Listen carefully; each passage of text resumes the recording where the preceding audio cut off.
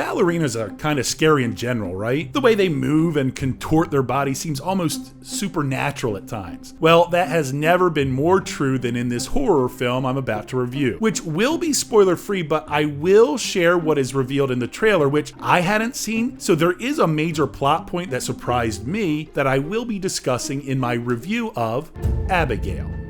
A group of criminals with specified skills stake out a house with one purpose: kidnap a young ballerina, Abigail, with the intent of blackmailing her rich father for millions of dollars in ransom money. After successfully taking her hostage, the criminals soon realize that Abigail is not who she appears to be.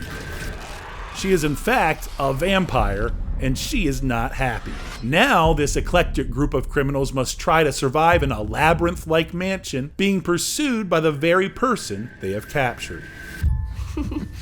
The opening scene of Abigail is kind of amazing. We watch these interesting criminals carry out a meticulous plan to kidnap this young girl. In the process, we get glimpses of their individual characteristics and quirks as they perform their precise responsibilities of the crime. It was interesting and truly scary, especially as a father imagining such a heinous scenario taking place with your child. It had hints, honestly, of the opening scene in Drive. Now, that tone quickly changes when the criminals wait in a spooky mansion while holding Abigail hostage. This is the plot point I was not expecting because I had not seen the trailer. It turns out Abigail is a vampire, and these criminals are not ready for the horrors they are about to experience. We kidnapped a vampire.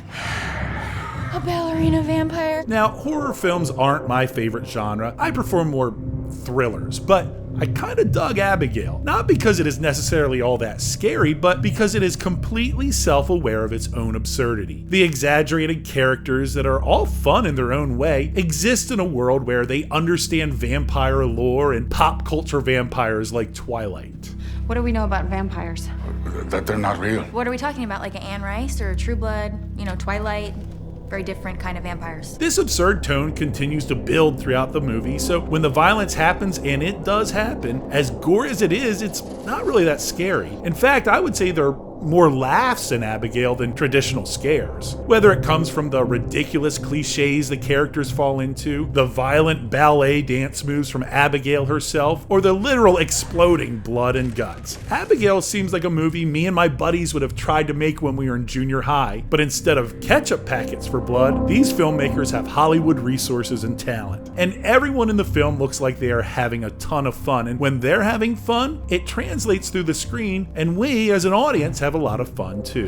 Kudos to the entire cast, from the pretty and peculiar Catherine Newton, to Kevin Durand, who I remember from the TV series Lost, to Downton Abbey's Dan Stevens, the late Angus Cloud, who was surprisingly funny, newcomer William Catlett, and new horror it girl Melissa Barrera. They shine as the criminals turn protagonists. Then you have Alicia Weir, who I know from 2022's Matilda the musical, who plays both sweet and scary in quite a physical performance. I will admit this movie is very predictable, has plenty of plot holes, and may not be scary enough for true horror fans, but I had way more fun with it than I expected, and I think audiences may really enjoy this self-deprecating horror film. But beware, it is over the top with violence, gore, and blood, along with excessive foul language. However, even with those R-rated elements, I appreciate that Abigail doesn't have anything I would consider as evil, something that seems expected in a child-led horror flick. It's much more of a monster movie than anything that feels sickening to the soul. That stuff bothers me. Last year I reviewed The Last Voyage of the Demeter, which is a very serious look at the origin of Dracula, but I much prefer this ludicrous take on the very familiar vampire lore, with way more ballet.